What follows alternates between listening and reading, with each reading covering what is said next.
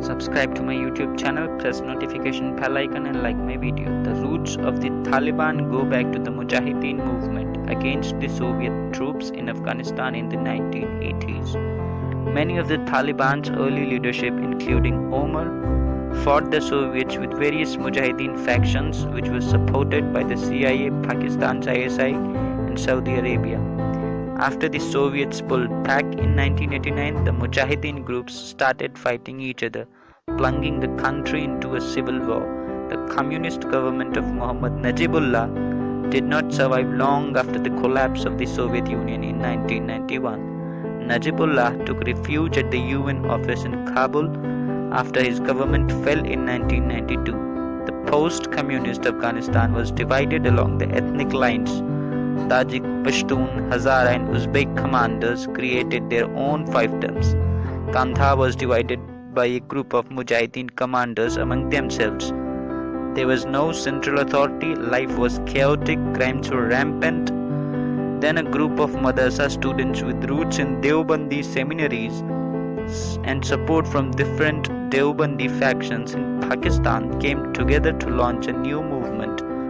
Predominantly Pashtun, and their declared goals were establish order, restore peace, disarm the militias, enforce the Sharia code and unite the people under their version of Islam. They choose Omar, a young locally influential preacher who lost one eye in the battle against the Red Armies, as their leader. There are lots of stories about how Omar mobilized the Talibs under his command. One of the stories that in spring of 1994, Singera neighbors came to tell him that the commander had abducted two teenage girls and they were taken to a military camp.